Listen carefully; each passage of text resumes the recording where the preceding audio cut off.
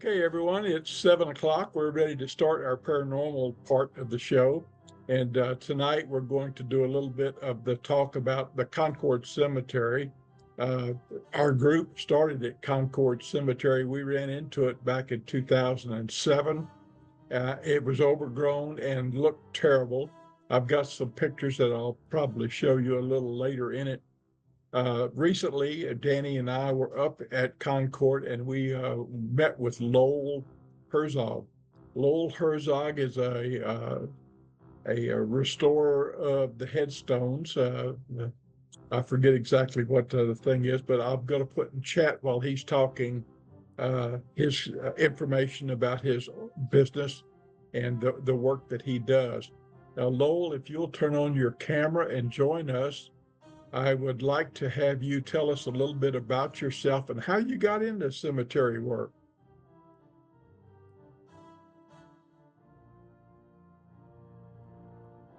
Can't hear you. Good now? Yeah, you're good. You got you. Okay. All righty. I think we're good to go here. I got started in my in the cemetery conservation business nearly 10 years ago. And I had taught school for 21 years, got sick of that, found no support, and could not really find anything at the end of the day that was finished, completed, or that I was happy with. And so I thought gravestones, that's something else, because I can control everything that goes on with the conservation of that, from the cleaning to the repairs, to the resetting and everything else. And so if it's not the way I want it to be when I leave that day, I can return the next day and I can make it the way I want it to be.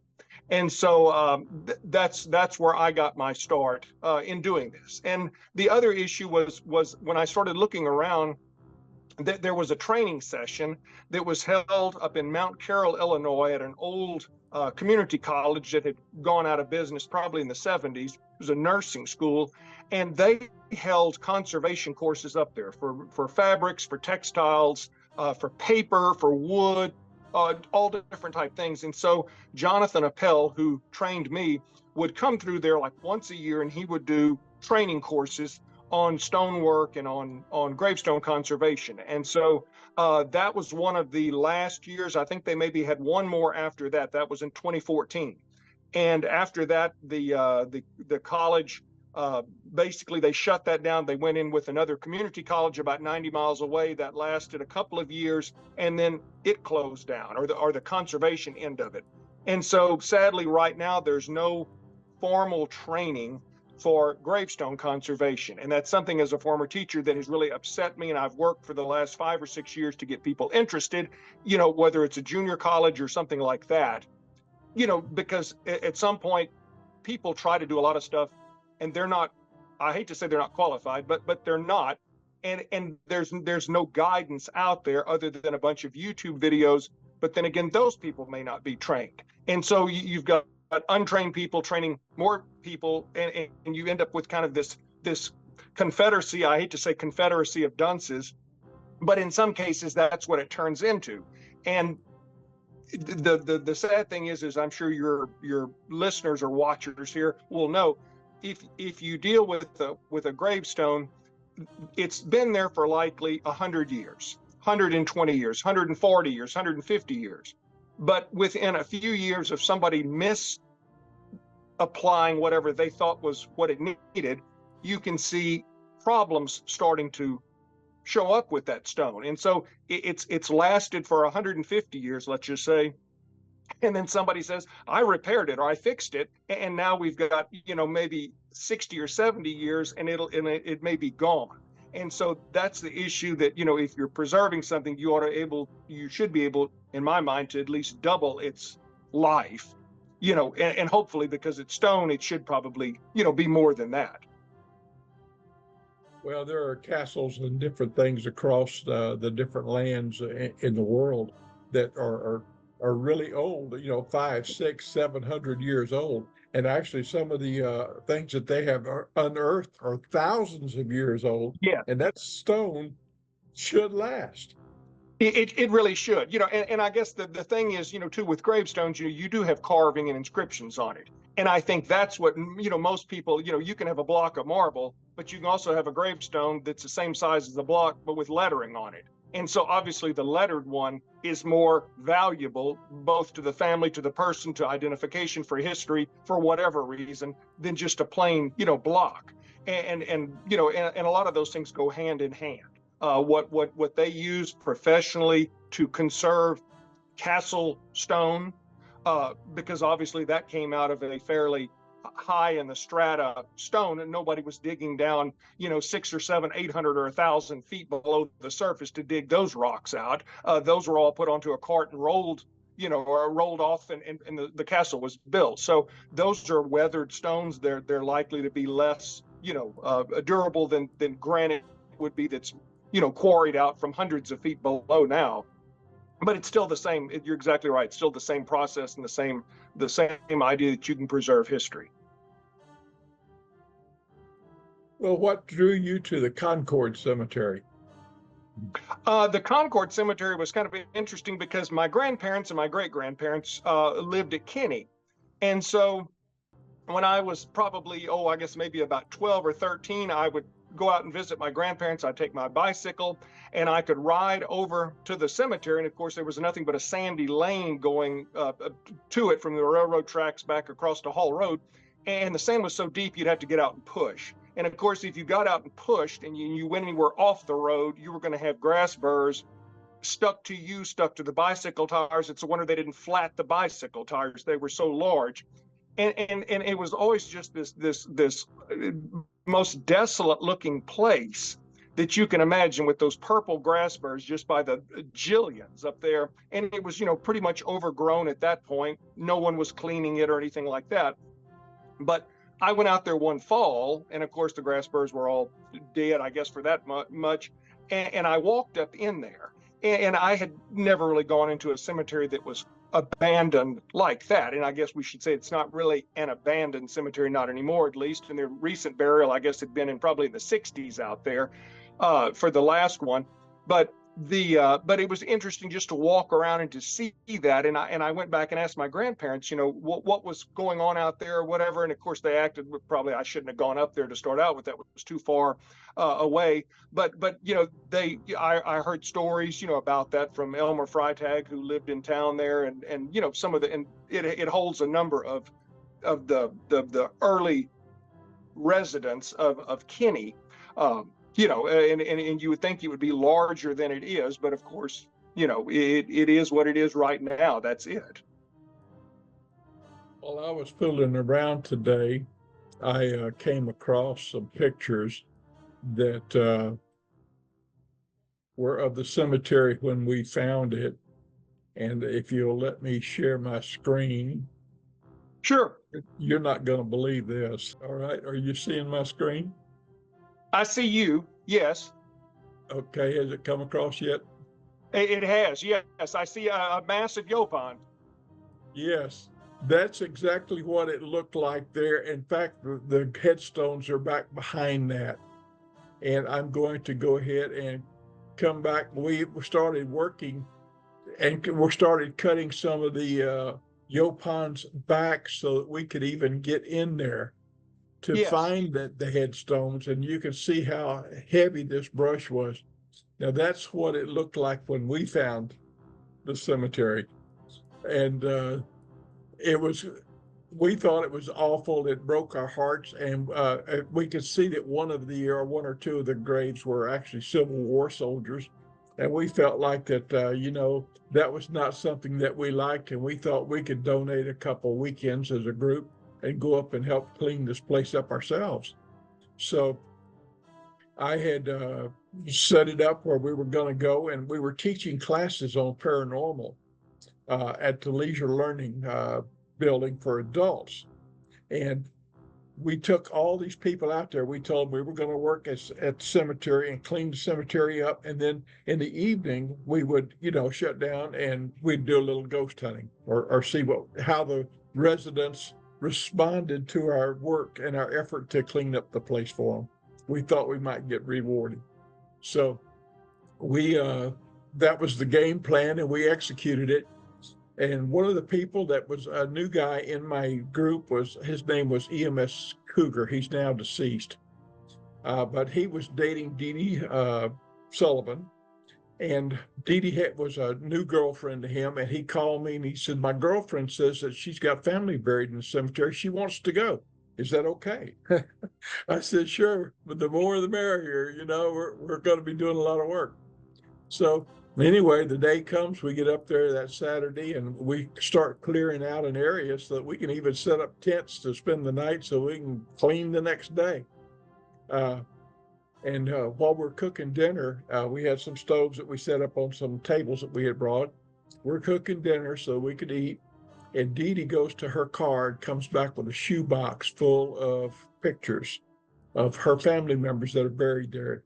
And if I recall correctly, there were like 80 of her family members buried in that cemetery, which is kind of a weird coincidence. But while we're eating and we're talking, she's telling stories and showing pictures of the people that are there, gave our group a connection to this facility that, we still feel because we know the people. We learned who the people were that are buried there. So that was very moving for us. That's how we got involved with Concord. Now, we had all kinds of experiences afterwards. When you're out there, do you ever have any experiences? Or have you? In terms of the paranormal, no.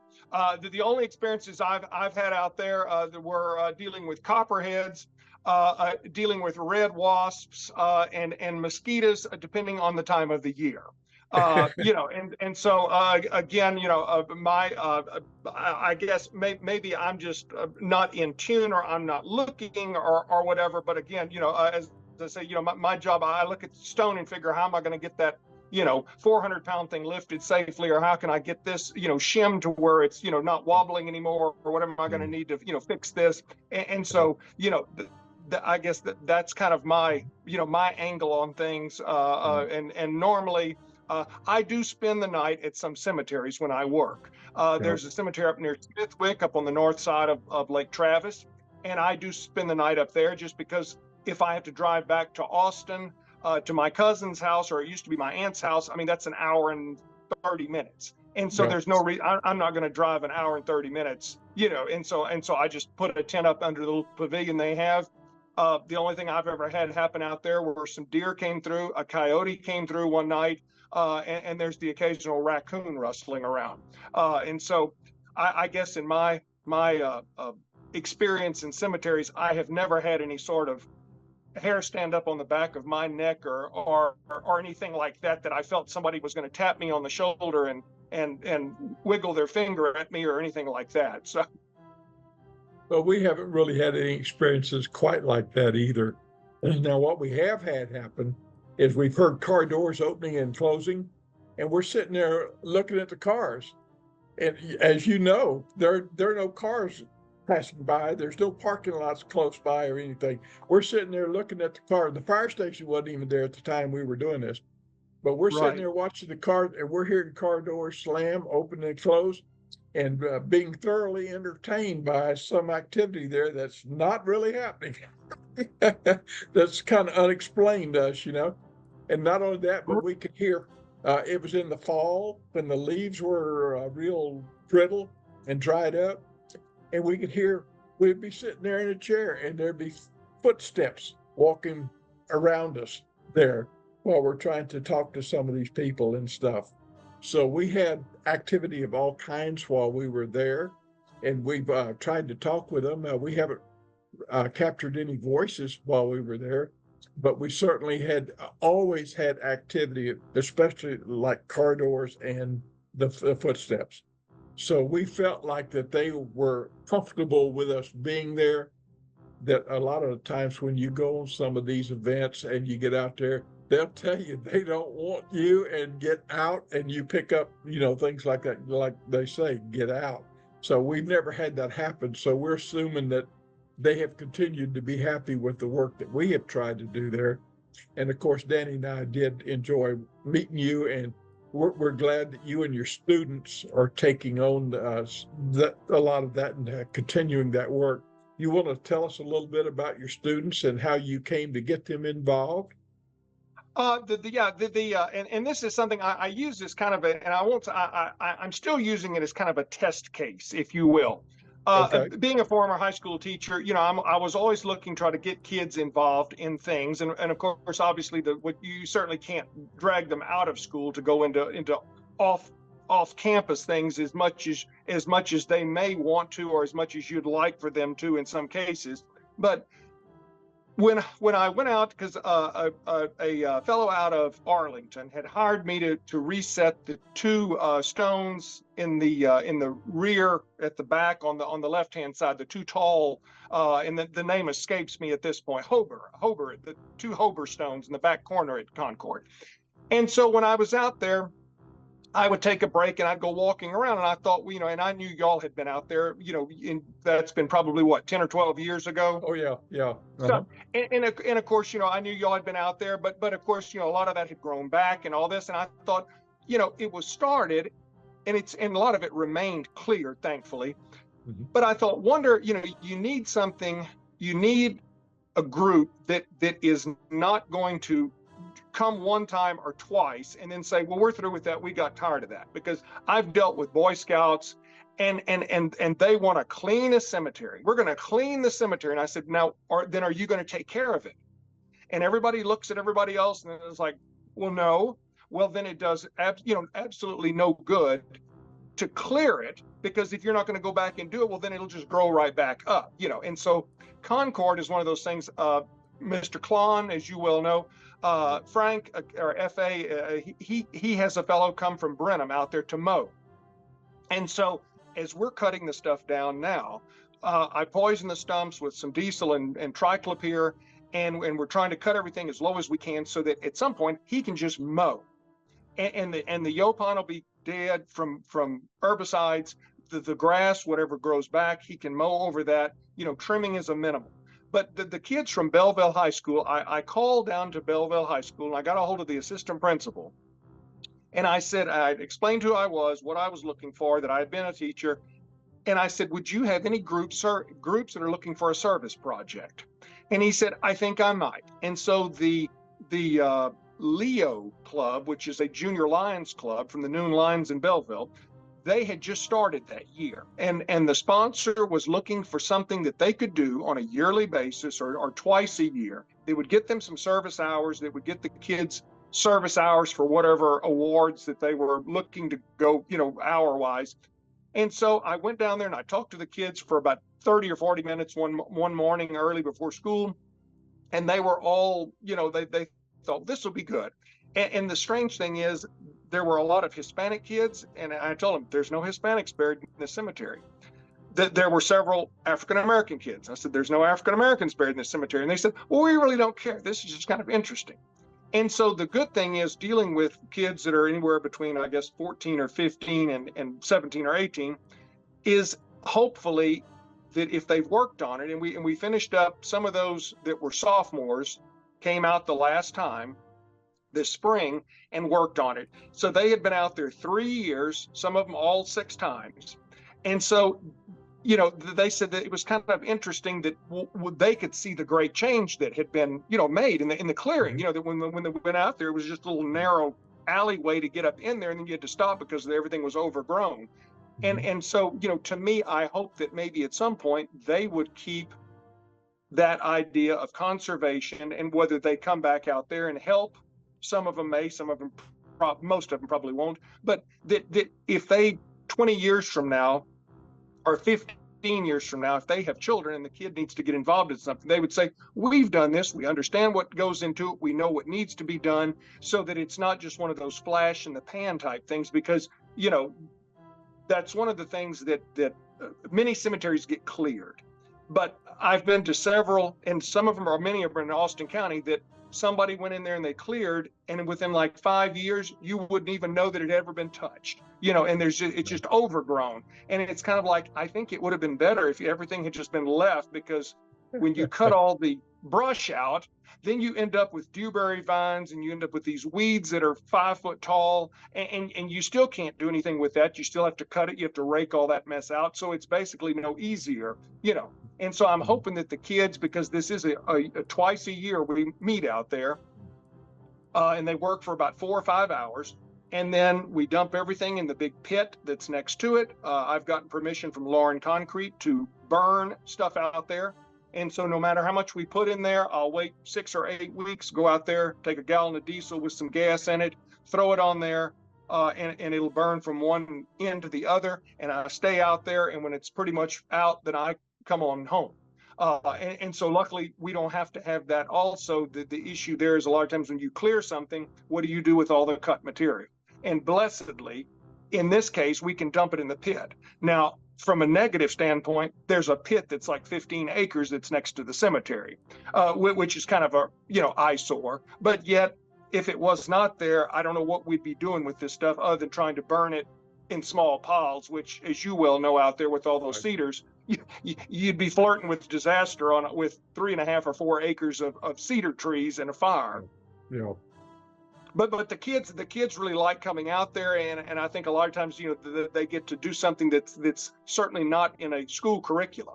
And so as we've cleared out more and more this coming year, I think we're going to do one more clearing day, and then next spring I would like to do where we start and find the 4 corners and start to take some measurements and draw an accurate plat with grave locations, fence locations, dimensions, and all that type stuff, just for the record, basically, that you know what's out there, and then give that to the Austin County Historical Commission for a reference, because obviously no one's going to be buried out there anymore. And so at that point, you have a fixed number of graves, that you can obviously see. There's probably more that you can't, but yet, it's not that you're going to keep, it's not an active cemetery.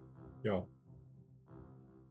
Well, and really the maintenance should not be that bad. If the guy from Brenham can keep mowing that, then it really, if it takes once a year just to go out there and do some spraying or cutting or trimming, that's really not that big of a deal. Yeah, true. And I certainly don't expect the whole 3.5 or 4 acres to ever be cleared. That would just be foolish to think of that. Just because you have a lot of area that has no burials in it, or at least not to anybody's knowledge, at this point. Yeah. Well, I would be interested in continuing to help you with it, and maybe bring some people from time to time. So if you'll keep me posted on when you're having these events. Now, I, of course, understand about us not being able to work with the kids, which is fine. But maybe we could work something up to maybe where we go the weekend before, the weekend after even, and work a little longer than the half day we did last time. Right. And a lot of work can be gotten done, and it doesn't. And for the one thing, I know the kids, I know the club has got about 50 members. Yeah. And I told the sponsor, as strange as it may sound, I don't want 50 kids out there, because at some point you end up with a lot of people standing around because you either don't have enough equipment, you don't have enough supervision from adults, because if you say, well, I will let that one adult take care of 10 kids, I want about 3 or 4 kids, because that's all I can, what they're doing. You can keep an eye on them, and nobody wanders off. Nobody's fooling around with something that they don't need to be, or or if not, you end up with the stand arounds over on the sidelines, which they're not doing anything then anyhow. And so you'd rather have, maybe 8 or 10, which is normally about what we have. I think we had 12 one time, and that worked out fine, because I think we had like 5 adults. Yeah. Okay. And the good thing is that the assistant principal, I guess, I don't know if he's the principal now or he's still the assistant or something, but he's come out there. And so he brings his son. The son is in the club. And so the kids like to see that there's an administrator who comes out and who actually works. He'll bring the saw out, and he'll get in there and pull and grunt and groan like everybody else, rather than it's one of those distant, good for y'all, y'all went out there and did this. And I like to see that too. And like he said, it does everybody a kind of a benefit for that. It is. Well, let me ask you this. I'm just curious here. I wonder if there's some sort of a way where maybe, since you mentioned that in Austin County, they had a bunch of cemeteries like that, or up around Austin area or something. I wonder if more people shouldn't be involved in this sort of thing. What are we going to do to keep our cemeteries up? Is there something that you think we could do? The one thing that has and I'll say it's irked me, and I have sent several emails off to Jennifer McWilliams with the Texas Historical Commission, and even the head of the Texas Historical Commission. And one thing that I see that I don't think that they take upon themselves, and Jenny will tell me, we can only give advice. We can only give advice. We have no way to be monitors of anything. We have no enforcement capability. And I said, well, I understand that. She said, we can just give advice. But as I've told her, I can go to any beer joint at 5:30 in the afternoon and get all the advice I want. And so if that's all you're doing, you're overpaid for that. But regardless, to my way of thinking, I think each county historical commission, or each county that has a historical commission, because not all of the 254 in Texas do at present, but they need to be made aware of what cemeteries represent to a small community, to the county as a whole, and to groups. And a lot of times you'll find that they are unsure of what to do themselves. And in all honesty, the smartest person for cemetery preservation should be the cemetery person on the county historical commission in that county. Right. But again, there seems to be a disconnect, that a lot of those people that get on those historical commissions, they use it for obituary padding, that I want to be on something, and this will add another 6 lines to my obituary, and by gosh, I can look like I was doing something. Well, if boots on the ground is what we need you to be doing something, not just waiting till after the last breath escapes.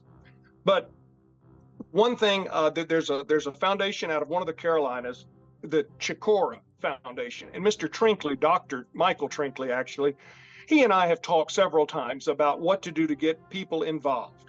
And he said that, the Carolinas have been historical. Charleston, of course, is a very heavily historical and conserved city. And as he said, the thing that people need to be first all aware is that if you start to work on something, you need to make sure that the group or the group of people or the organization, whatever, can handle that. And as he said, a lot of times you may get 30 or 40 or 50 or 100 people out there. They show up one time, and then everybody says, well, now what? Well, we're through here. Well, then who goes back and who mows it? And then nobody goes back and mows it. And so he said, that's the thing that you have to get your aftercare in the works and have that ready to go, because, clearing a cemetery, taking care of it, that should be kind of a one-time thing, I guess, to get it in shape, let's just say. But then who's going to go back out there and trim trees? Like we've had the windstorms that have come through, just as y'all have had in Houston. Well, I stopped by Concord the day after that came through on that Friday. And there's several that there was a limb down, so I put that off in the pit. There's a couple of cedar trees that are broken and splintered, but they're not close to anything. They're down in the woods on the front part. So at that point, those could be cut up or probably just left there, But at some point, if something had been knocked over or whatever, well, then I would have taken pictures of that. I would have called FA, because he's, I guess, the official caretaker of that. And so, but a lot of times cemeteries, somebody may not go out there for 4 or 5, 6 months.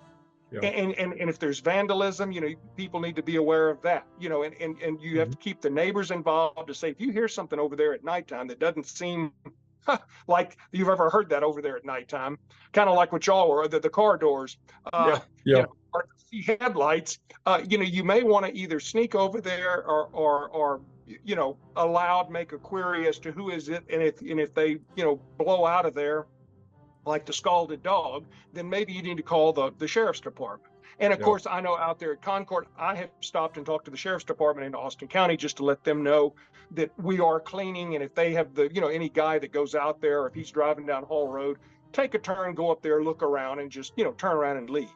And so I've been out there several times when a sheriff deputy came through with a pickup truck, and we stopped and talked, and and he just seeing what was going on here. They saw the fire, and he took off. And I think that's one thing that is kind of a protective element, that the more people that know, then you've got more eyes out for things that maybe disruptive to that, that cemetery.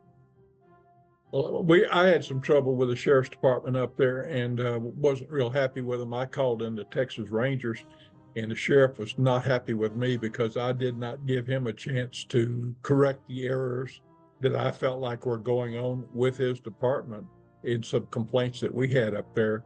And I just went ahead and called the Texas Rangers. And when he called me, he was very gentlemanly about it. But he did point out, said, "John, you didn't even bother to call me and try to talk to me about this and resolve the issue." And I said, "No, sir, you're right, 100%. I did not." But I said, "I was not getting anywhere with your deputies. And so I was most distraught and unhappy with your deputies." So, and I actually, well, I won't go any further than that right now. So, but I should have done it a different way.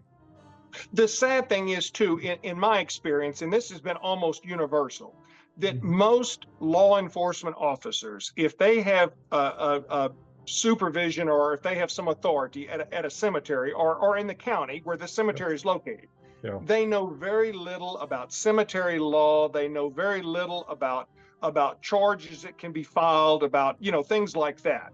And I guess it's just because that's not the normal thing that they deal with. They're not the cemetery police that somebody can pull somebody over and there's a gravestone in the back of the truck. I'm sure that's nothing that happens that's frequently ever occurs. And so, they're always kind of like, well, what do you want us to do about it? Well, you can look at section this of the penal code. You can look at this. Oh, well, yeah, I don't know about that. Well, to me, I mean, there's only about 5 things that are in there that are really worth knowing. And that would be if you found some, clown out there with a shovel and he's, 4 foot down into a grave shaft, at some point, it may be good to take the spotlight and get out or go over there and see what he's doing. If all you can see is his head sticking out and some dirt flying out behind him, or if you see kids, going in circles with a pickup truck inside of a cemetery, but like I said, cemeteries are kind of, there's no living people out there, so there's nobody to protect. The stones, people don't look at that as even being worthwhile, and the sad thing is, in a lot of cemeteries, you may have a stone that was carved, let's say 130 years ago. To have that stone remade today in a shop, and it certainly probably would not even be done in the same manner, because 130 years ago that would have been hand carved. Today they would blast it, or it would be laser scanned and whatever. But a replacement of the same value, of the same quality, might run $50,000, $60,000, $70,000. Well, at some point, I guarantee you, if there was $70,000 done to someone's vehicle, which would be like a total pretty much, in a parking lot, they would be out there and there would be charges filed. But a gravestone, they said, well, whose is it? Who does it belong to? Well, it still belongs to the family. Well, we'd have to find the descendants. Yes, you'd have to find the descendants, And so there's all sorts of things. I was called in to look at some stones in Grimes County years ago, and a drunk person had gotten, well, he was oiled up pretty heavily, and he got into a small cemetery, and the cemetery has a little serpentine road that runs through it, and then it runs through a little house. You actually have to drive through the little shed, basically, to get out. Well, he didn't quite make it. And so he got all the way up there, and he hit the building, and the whole building got cocked crossways on the slab. He backed up, he hit some stones, he pulled forward, he hit some stones. Well, anyhow, there was like 14 stones that were knocked over. And I called the lady who was in charge of the cemetery, and I said, well, what happened with that? She said, they fined him. And I said, well, how much did they fine him? She said, they fined him $200. And I thought, $200? I mean, to me, that wouldn't have even reset 2 of those stones, at some point. So effectively, he got popped for $200, and the public intoxication or whatever. But the stones, they laid over there. They laid there for years until somebody, I think, finally went and got a tractor and they, tried to put them back, and they're still crooked and they're turned and, everything else. But, to me, I would look at that and say that a prosecutor ought to say, look, if it's going to cost $300 for this one and $400 for this one, you broke that one's $550. It ought to be a total type thing, and say, now you understand, and because like I said, people vandalize cemeteries frequently Yes, they nationwide, do. Yes, they do. They and they do. don't realize the cost, of resetting those things, and it may just be some sheer uh, muscular effort. But again, if something weighs 800-900 pounds, you're not going to get two strong guys to pick the thing up and set it back on the base. It takes some Lift machinery or equipment. certainly a Yeah. mechanical means to do that, which then runs into money. But they Yeah. say, well, just pay the $100 and we're good with that. It ought to be, you pay the full retail Cost of it. cost of the resetting. Right. And people, I think, would their little ears may prick up when they hear that and say, well, you don't want to get involved with that because that could turn into, a great deal of money. Well, I know that on a couple of occasions we've been out at cemeteries, and a lot of times we've gone to cemeteries at night. And at one particular cemetery in Louisiana, I caught some people stealing the bronze flower things out of the cup The holders. vases, the vases Yeah, out the of the bases. stones. Yeah. So I called the cops. The cops rolled, picked them up, jailed them. The owner, the cemetery came out. He thanked me. He says I was welcome anytime I wanted to come. Gave me keys to get in the gate, and said you can come anytime you want. The more often you're here, the better I'll like it. Right.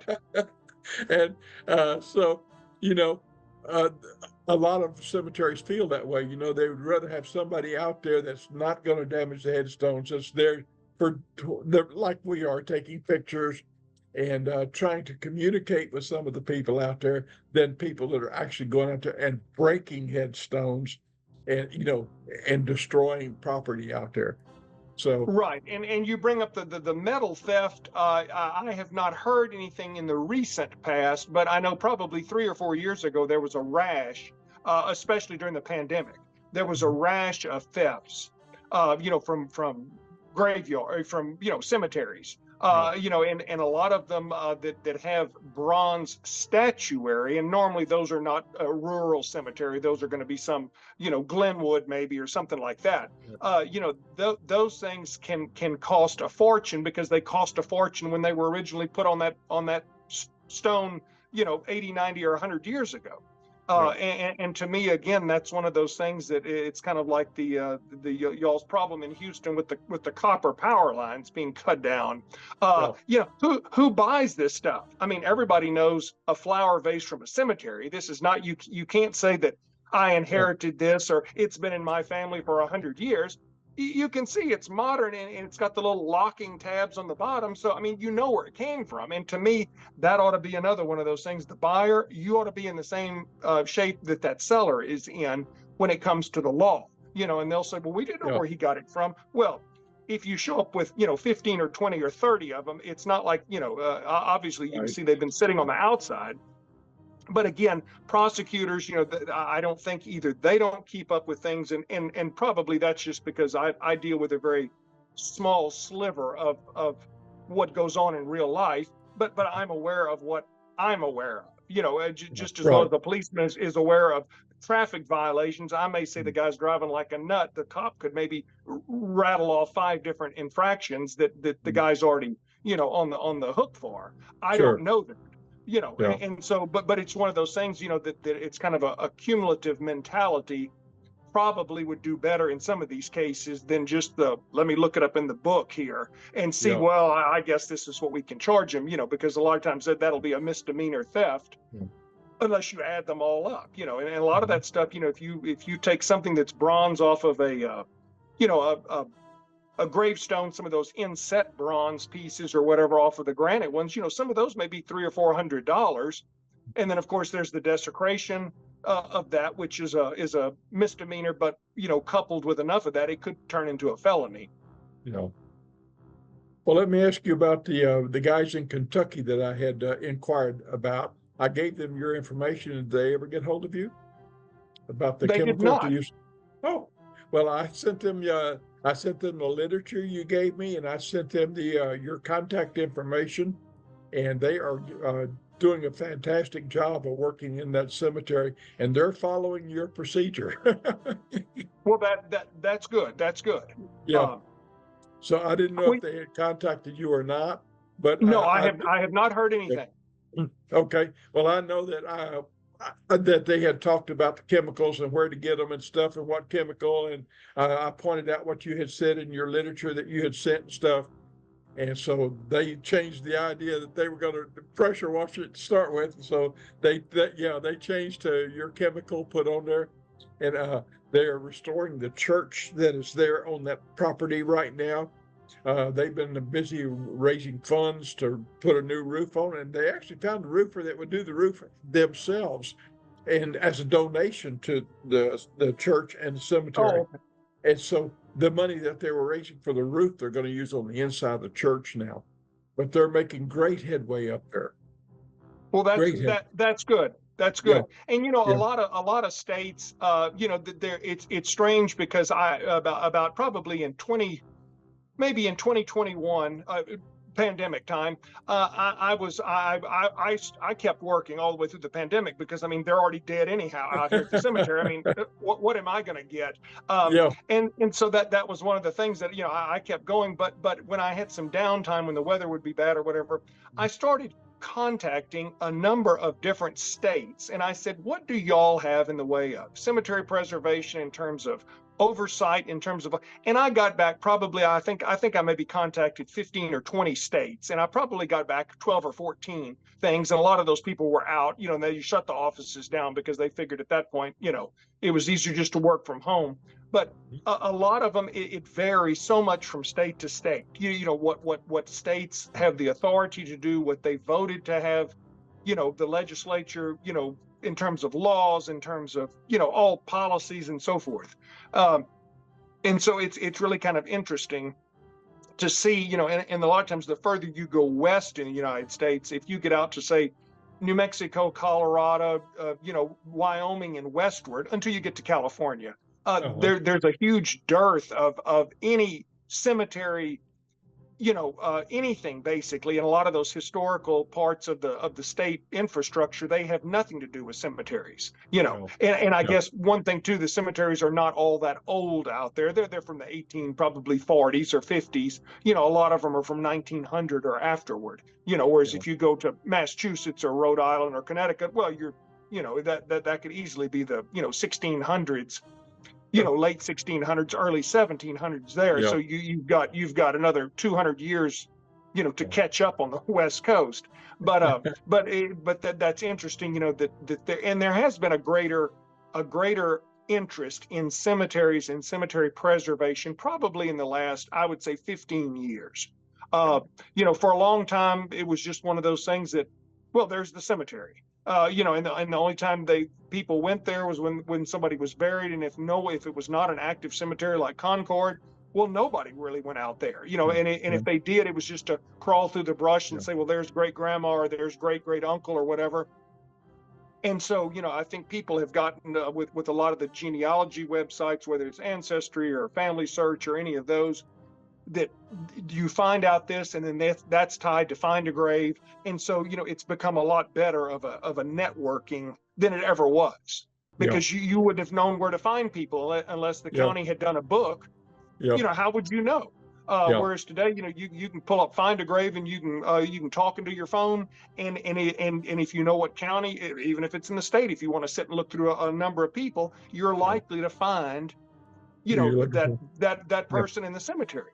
Whereas, 30 years ago, well, you may have to drive to that state. You may have to go to the county. They're going to have to send you to some little blue-haired lady who may remember where that gravestone is, and she may remember something, but she's not sure either. And you may have to go and look at newspapers, for obituaries. And as I said, in the last 20 years, things have gotten a lot more streamlined to where you can just in a few minutes, locate a cemetery or those interred there.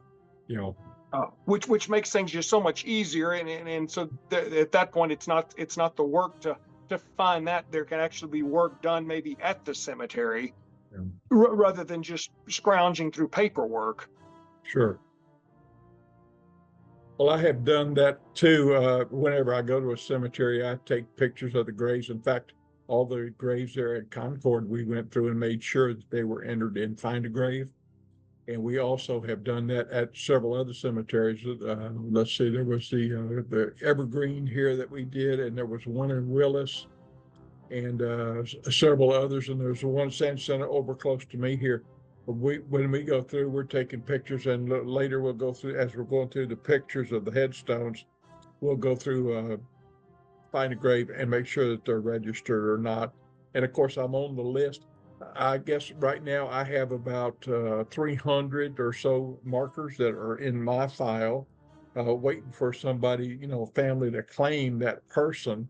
But I get emails all the time requesting that I go take a picture of different headstones. So, yeah, uh, they're actively pursuing that and trying to keep that record current, and looking for different people. They're doing Right. a diligent job. Right. And I guess the one thing I will say about Find a Grave, at least at that one, I think it's been taken over maybe by Ancestry or somebody, but at It least has at this now, point, yeah.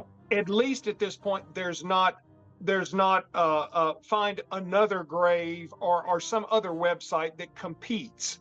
Yes, And it's, so at that point, you have everything, and I won't say it's perfect, because I've seen cemeteries where there's the same stone listed twice, and it's like, well, I would have hoped that whoever did the second one would have seen the first one. And I mean, it's you ought to see that it's, but it'll be two of the same things or whatever, and it's user generated. So if the user doesn't care to follow up with the family, well, obviously somebody who died, yesterday, they did have parents, and sometimes it'll go years, and it'll be like they were like the test tube baby of unknown origin here, that there were no parents, there's no grandparents, there's no spouse or siblings or anything like that. And so that's one thing, that I think a lot of times people think, oh my gosh, I thought it was just going to be build this one page, but then to link those things together, that it takes some time. It's not it difficult. does. No. But if the family had 15 children, well, then you've got to go back to the grandparents, and there's 15, and you've got to tie all that together. Mhm. But again, as I said, that many, the Washington County, I had my book here, the cemetery records of Washington County. Oh, wow. And this was started, Nate Winfield and his wife started going around to Washington County cemeteries in the 1960s. Now, the only thing I'll say against Nate and Judy, they didn't go to any African American cemeteries. It was all Okay. white cemeteries, which Okay. which is still, it's still a very blessed thing, and they have a surname index in the back with the pages that appears on and everything, and that book is a godsend, because Yeah. a lot of times, I mean, I'll know where the cemeteries are, but like when I do work there, I'll check the names off and things like that, and it has pretty much what was on the stone. It'll have the name and the birth date and the death date. It may have a little something else, not normally a full, inscription type thing. Yeah. But they went around and they crawled through brush and briars and brambles and vines and everything else to look at stones and all that kind of stuff. Mhm. Sadly, he did not take anything in the way of pictures. And so, when you look at that and think, wonder what that stone looked like, 50 years ago, we just don't know, Yeah. because they didn't, do that. And, Yeah. so, and I can understand that too, because if you got, thousands upon thousands of stones that you've recorded, nobody wants to take thousands and thousands of pictures and have all those developed. What are you going to do with them? You'd have a trunk load of pictures. Yeah. Whereas digital stuff, you can put that on a flash drive and you still have room for another 100,000 more. Yeah. But like I said, Austin County does have a book, and theirs is about probably 4 times that big, Oh, wow. because they Wow. have a whole alphabetical index by person in the back, Mhm. and things like that. But a lot of counties have started to try to put something like this together, or if not, they've tried to get it to where they have one person inputting it to find a grave. And so if they're not going to have a paper copy, because this one fizzled out probably in about 72. So there's Okay. nothing in here that's Since 72. Yeah. right. And so, but then again, normally if as I would, like if I went to Prairie Lee here in Brenham, well, if they said, well, he was a Schmidt, or he was whatever it was, the last name, I can pretty much say, oh, I bet you I know where that's going to be, because the family may have had a plot for 8 or 16 or something like that. Mhm. Or in many cases, and I don't know whether all these are on Find a Grave. My guess would be that probably 95% of these are, because the Genealogical Society here in Brenham has gone through over the years. They had a couple of ladies who would just sit at the library and they would, check on these things, and they would, input them into Find a Grave, which again, and then the other genealogical members who were out and about, they would go to the cemeteries and they chop their way through and hack their way through, and they would take, pictures. And so they may not be the best pictures, and the stone and may be fallen over, but at least you have a picture of what it looks like. So if I ever get called to go out and do any assessment or conservation work, I already know what I'm looking for. I'll say, well, it'll be a small stone that it's, a couple of feet tall or something like that, or it's going to be something that's, large, fallen over in 4 or 5 pieces. But it's kind of a thing that too, I think record keeping is a big important thing with doing all of this. That you do take pictures of your work, and that's kind of like if you said Concord, we've cleaned it up. Well, what did it look like before? Well, if you didn't have the pictures of that Yopon wall beforehand, you would say, well, I guess it looks different, but we didn't have any idea of what it looked like beforehand, and to see a before and after. That's where people say, good gosh, we wouldn't have thought it would have ever looked like that, to see the actual progress. Yeah. Well, let me ask you this: on some of these stones that are broken, how do you repair those? I've only come across one broken granite stone in my entire nearly 10 years. And so, and that would be no different for that or for marble. Marble is what I normally deal with. If it's a tablet, and by that I mean it may be anywhere from like 8 or 9 inches wide to maybe, I've seen some up to 32 inches wide. It'll be anywhere from 2 inches thick to maybe 4 inches thick. If those are broken, obviously I'm going to use an epoxy, and the epoxies, I use 2 different kinds. They're both made by the same company. They're a little different in their consistencies. They're a little different in the way you manipulate them and things like that. But like I said, epoxy is the go-to. The epoxy will always be stronger than the stone. And so if I put a layer of epoxy or a bead or whatever, a thin, it doesn't take a lot. And if you put the thing back into place and it settles down and jiggles in and fits back into that kind of, finds its place. I'll just say that, where it rocks back in at that point. I certainly never want to have any adhesive showing. And so to me, that's the first thing I look at when somebody says, we had this fixed. If I can see any adhesive, I don't want to see that job. I don't even want to see that guy anymore, because you can see that they've got smears where they wiped it all over the front and stuff like that. It didn't look like that when it was unbroken. It shouldn't look any different broken and repaired than it did unbroken. Really, it should almost be a hidden repair. But as I said, the epoxy is much stronger than any stone you're going to come across, and so that takes care of that. I do not pin anything, and people will say, you got to drill and put pins. You have to put, metal pins in the stone and all that kind of stuff. To me, that's a nightmare just because of the alignment issue. That if you drill the holes and they're not perfectly centered in both top and bottom, and that's where the thing working in a cemetery. If you got a shop, you can make jigs, you can measure and all this type stuff. But then you have to drill a perfectly centered hole, perfectly level and plumb or direct, in there. And so really it doesn't add anything to it. And I've seen a lot of older repairs. They used to use pins in the 50s and the 60s and the 70s. And if the stone is ever rebroken, then where the pin went up in there, there'll be a piece that breaks out on the face of the stone. And so that's just one more piece to put back in. And so pinning right now, very few people do that, that I know of as conservators. Now, if there were iron pins in the bottom of, like, say, a 4 or 5 or 6 inch thick die that sits on top of another piece, the one there's 2 of them out there at Concord that you would be aware of. One is it's the 2 that are fallen over on that north fence, and I cannot think of the one is a Miss Burleson.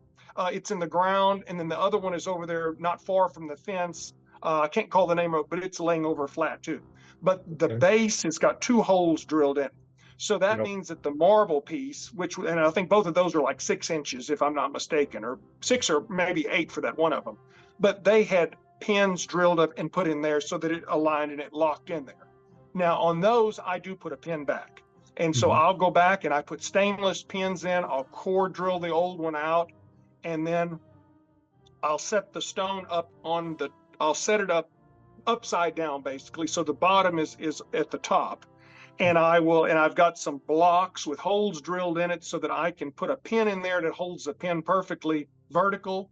And then I mark that off and I'll put lines on the bottom of the stone so that I can put it in the center of the hole, making sure that those pins are going to line up with the holes in the base. And then I epoxy the pins in, let that sit for a day or two. And then I go back out, flip the stone over. I grease those stainless pins. I put a thick layer of regular wheel bearing grease on them. And then I put epoxy down into the 2 holes and I put the pins down into the holes. And so what that does, it creates like a bushing. The epoxy won't stick to those pins. But if you ever had to remove that stone, all it would take would just be to lift it straight out of that epoxy. And so the epoxy would be like bushings that are down in there and the pin drops in, but it's such a close fit, it's not going to move. Right. And so that takes more time. But again, when you glue things together, then you can't get them apart. There was some guy that I ran across one day, and he was asking. The monument that I was working on was probably like 10.5 feet tall, and it was like 7 pieces. And he's like, "Why don't you just epoxy the whole thing together?"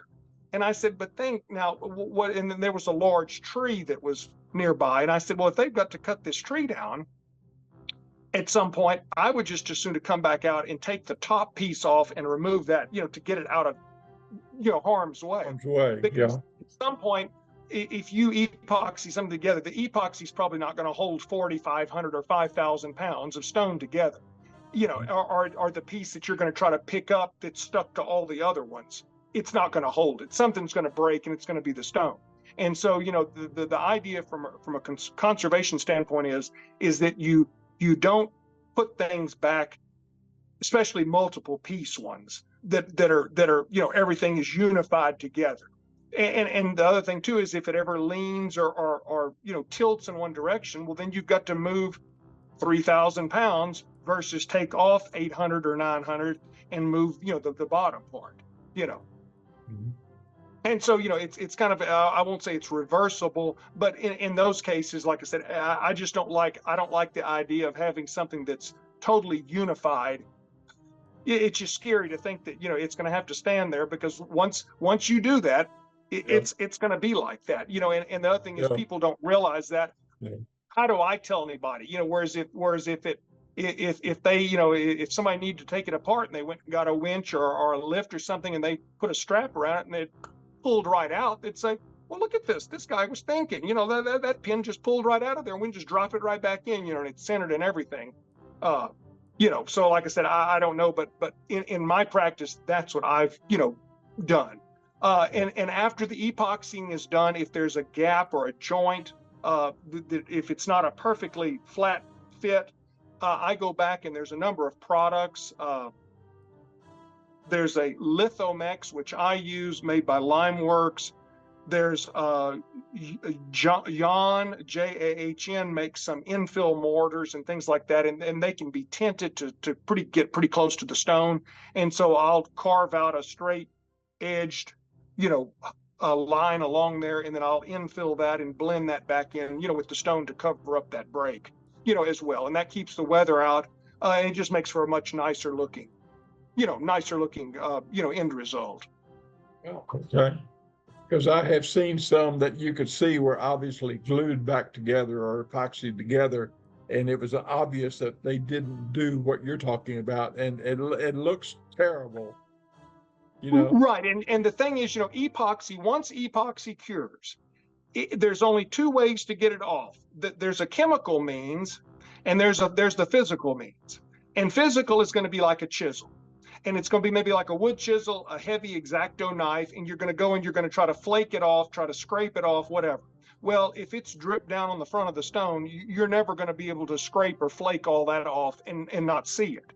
The other thing, there is a chemical that's made but the pH is so low. I mean, it's like probably like battery acid times 100. So at that point, if you're dealing with a carbon or a calcium containing stone, marble, limestone, it's gonna start fizzing and bubbling on that stuff, and so you're going to destroy the stone just trying to get rid of the epoxy, that should have never been put on there. And of course, Yeah. epoxy is solvent and acetone. I buy acetone by the gallons. And so, if you can see anything that's squeezed out, that's the time for the Q-tip to come out, be dipped in acetone, and you start wiping, or take a needle or some very fine thing and you scratch it out. And if you give it maybe an hour or so, or maybe 30, 40 minutes, epoxy gets kind of like taffy almost. And so Yeah. you can scrape it out, before it starts to harden and cure. Really hard. Yeah. Yeah. Yeah, it's almost a pull apart, kind of like a caramel. And of course, that's the time, to make sure that everything is gone, because you can still soften it with the acetone, and then you can also, scrape it before it's had a chance to start to cure, well.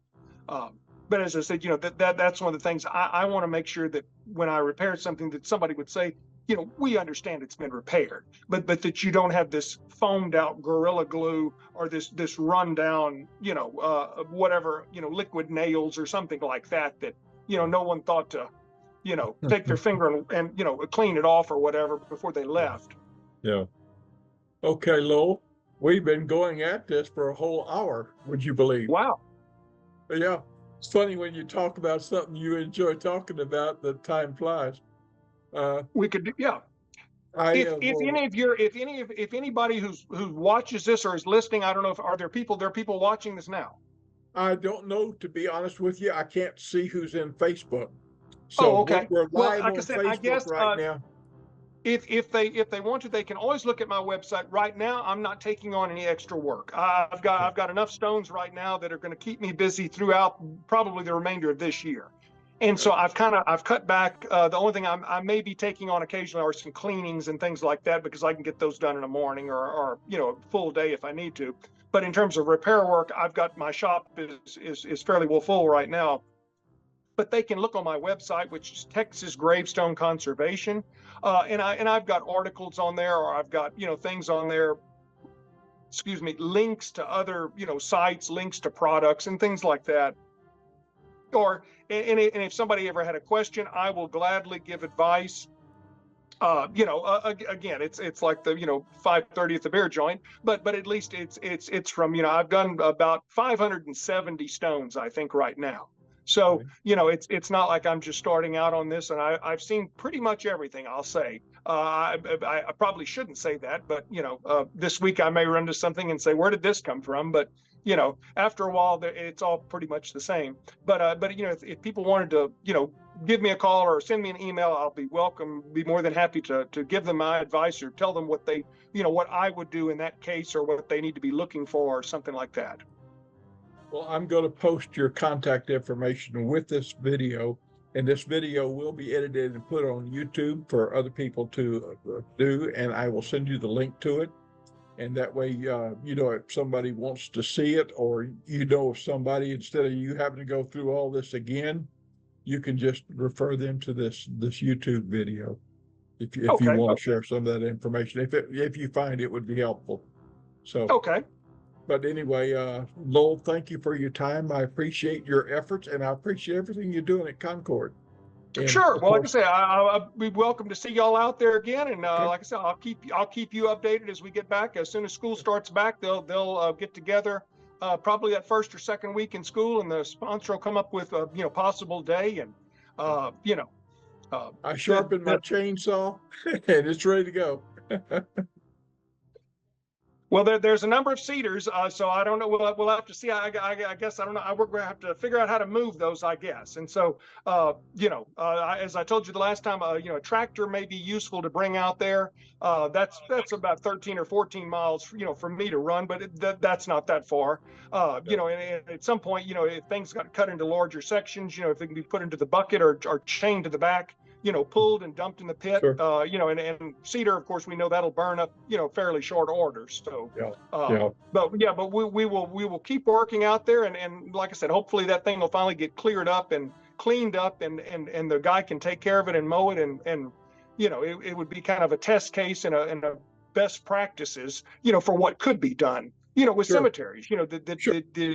but it does require some time. You just can't get it done in one weekend or, anything like that. It didn't overgrow in one weekend, and so you can't clean it up in one weekend. So, No. No. so once again, thank you for the opportunity to talk tonight. Yeah, and thank you for being our guest. And I know a lot of people are going to want to hear what you have to say. So, anyway, thank you for sharing. You bet. Good night, Lowell. Good night.